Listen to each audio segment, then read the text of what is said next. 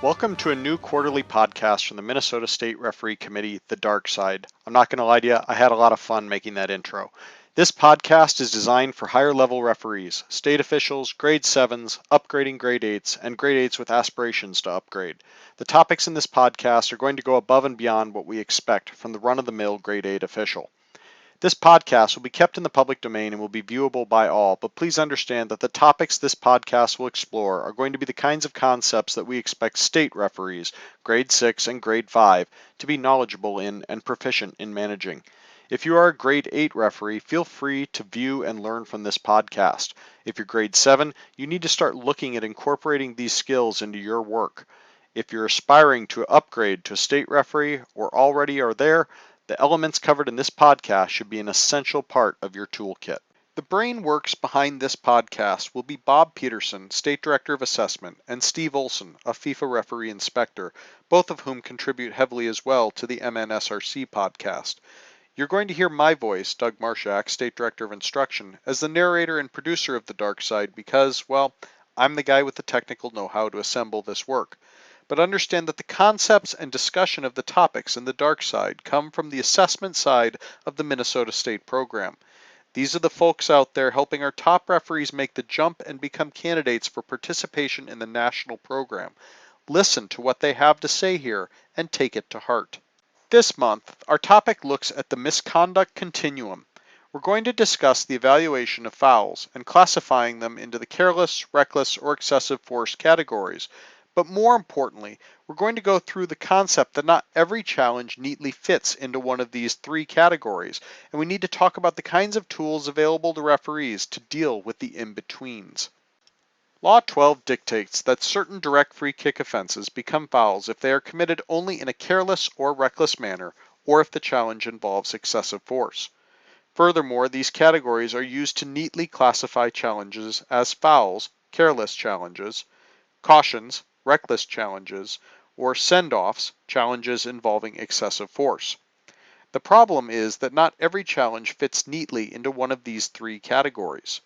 For instance, look at this tackle. The goal of FIFA and U.S. Soccer and the Minnesota State Referee Committee is to narrow how we classify this challenge so that, in general, most officials can look at it and say, that fits here, depending on the game situation. Realistically speaking, 100% agreement on challenges will never happen. One official might look at this and say, well, that's reckless, I'm going to say it's a clear yellow card. While a second official might say, ooh, that's pretty bad, that's excessive force, I'm going red. Understand that Law 5 gives referees a tremendous amount of leeway in dealing with fouls and misconduct. The words, quote, in the opinion of the referee, are used liberally throughout the laws of the game and provide the ability for officials to agree to disagree on the type of discipline to be administered with the same challenge. The genesis of this discussion comes from the concept of what is called an orange card. Wait, you say, when I ordered my book and cards from Official Sports, I didn't get an orange card. You're right, you didn't. So what the heck's an orange card? Well, if you take red and yellow and mix the two together, you get orange. When you get a challenge that sits in that murky zone between yellow and red, you get your orange card. Except you don't have an orange card, so how is a challenge that is orange managed? Orange cards provide an excellent basis for this entire discussion because it's an easily illustrated visual concept, but it's also a good starting point for us to work from. So let's go back to this arguably nasty challenge. Now let's watch how the referee administers the misconduct. Loses it again.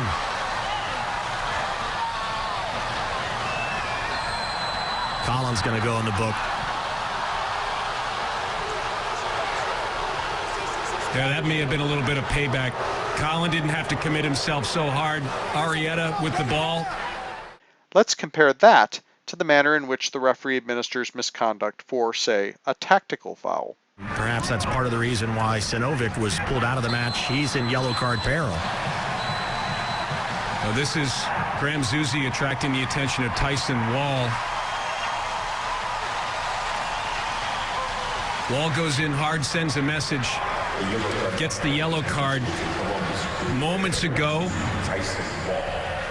we saw physical play from Danny O'Rourke, from Bernardo Honor, and I really feel like what is the difference between the two card administration techniques? In the case of the tactical foul, it's a clear professional foul designed to disrupt a scoring chance. Everybody on the field knows why this defender is committing the foul, and furthermore, the foul itself is probably no more than careless, not normally a caution, and certainly not reckless. But when this foul is called, the defender knows he's going to get booked and he accepts that. It's a professional foul. The attacking team knows the defender is getting booked and does not goad the referee or ask for more serious discipline. It's a yellow, everybody knows it, the referee makes sure everybody sees it, and everybody moves on. Now, in the case of the nasty challenge, here the referee has options.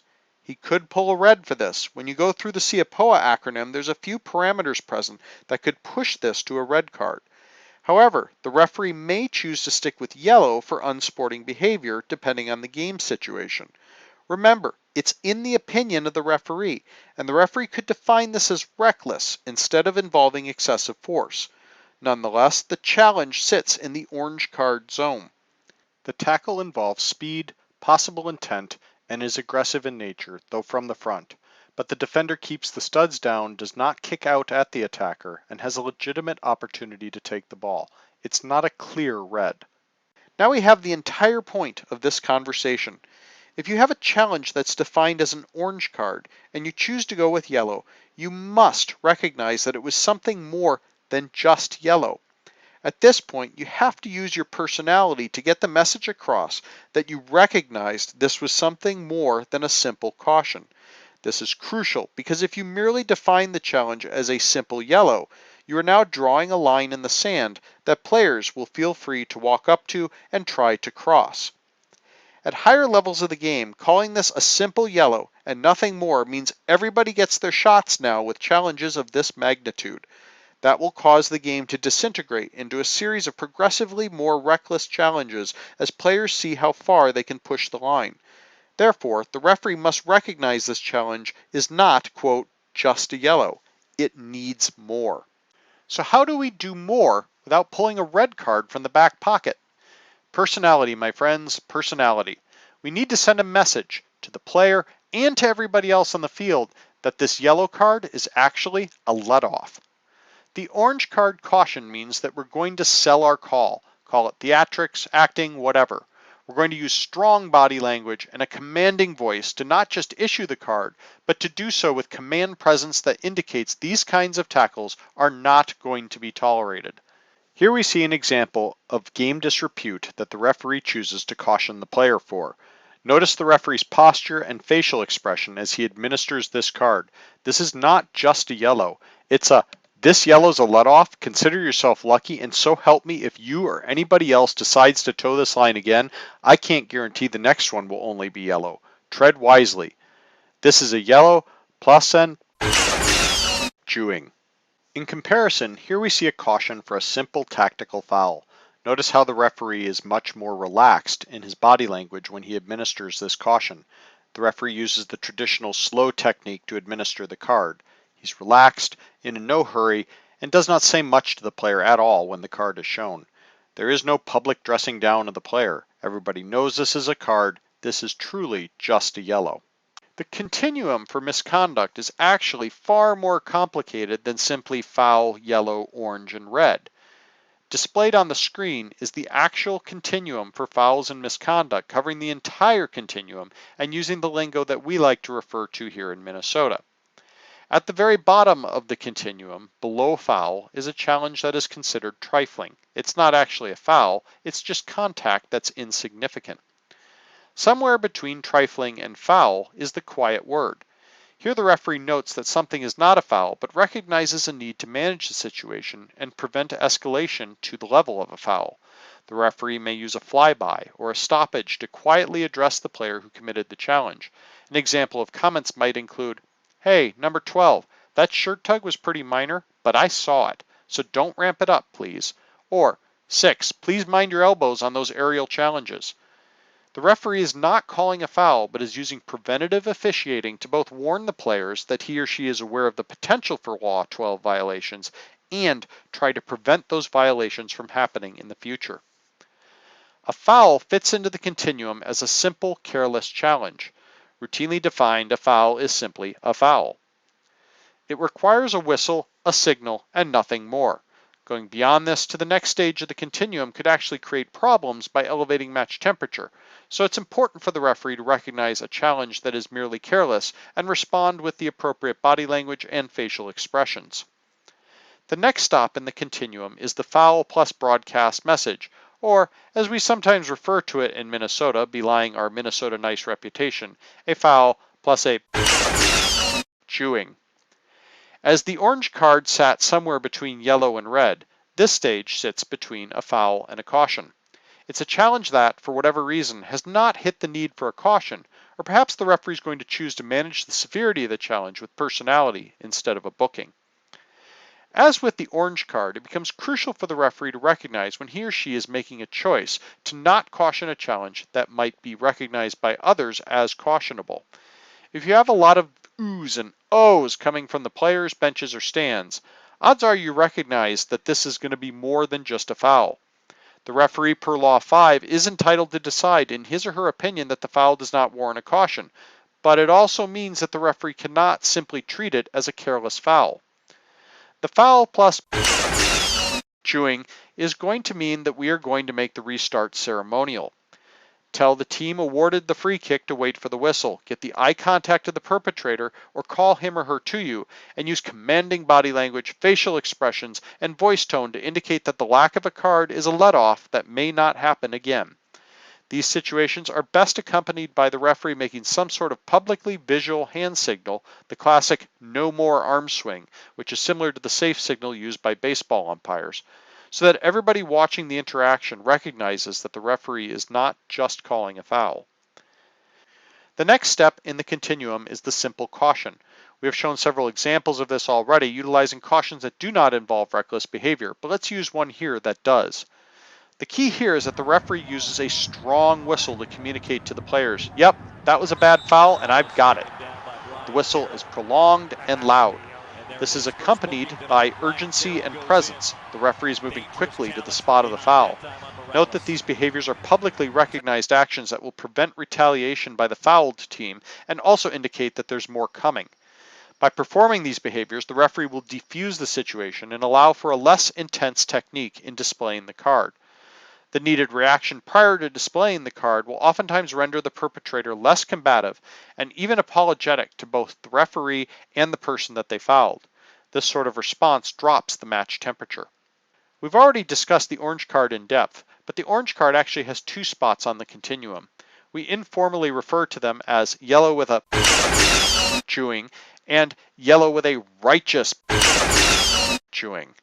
Simply put, the lesser of these is more private and a controlled lecture that accompanies the card, the goal being to calm that player down and preemptively discourage further misconduct that might lead to that player sending off.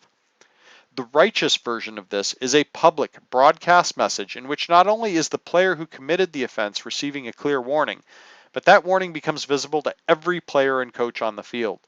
This is a clear and overt display to everybody on the field that the caution was a gift from the referee and does not necessarily mean that comparable challenges in the future are going to be treated in an identical manner.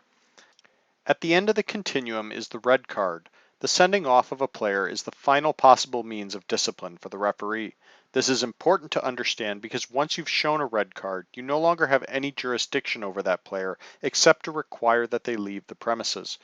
This means further engagement with the player will be detrimental to your conduct at least 80 or 90% of the time.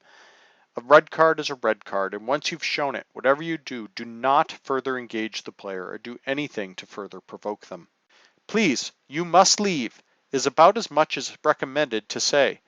Understand that lecturing a player who has been sent off could be viewed as provocatory and could serve to raise your match temperature. Teammates of the player could view your actions as, quote, rubbing their teammate's nose in it. This is not going to enhance match control. You must ensure that the departure of the sent-off player occurs in a safe manner.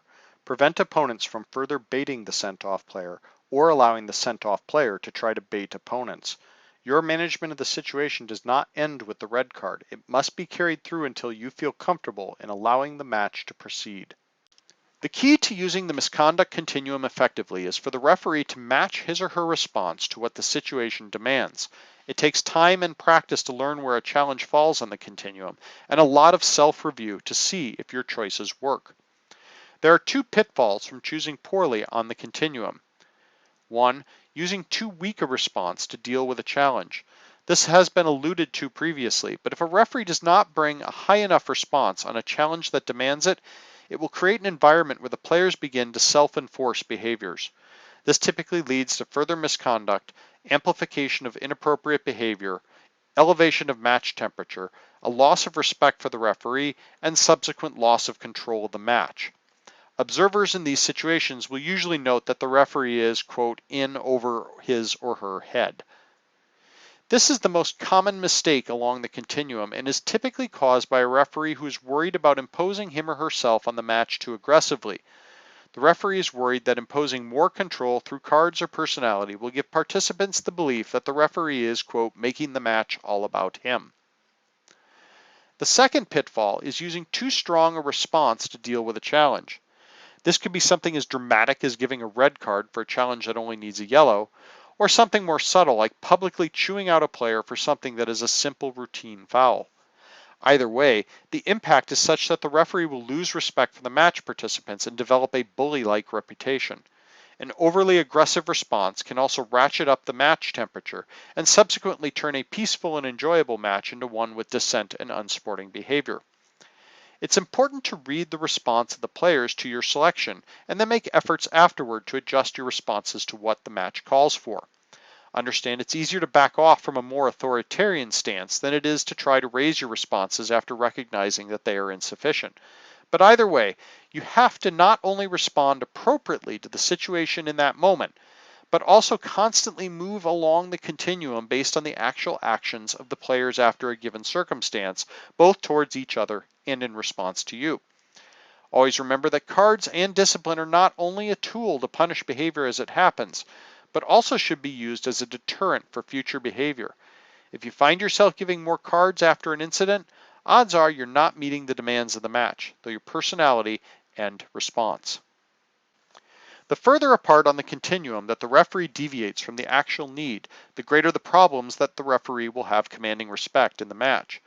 A yellow and public chewing for something that is just a normal foul is going to look far worse to observers than a referee who elects to call a foul with a lecture on an offense that should be cautionable. It's important to learn how to identify these incidents on the continuum and select the correct level of response, but you need to also learn how to prepare for and adjust to future incidents based on the temperature of the match. That concludes our first Dark Side podcast.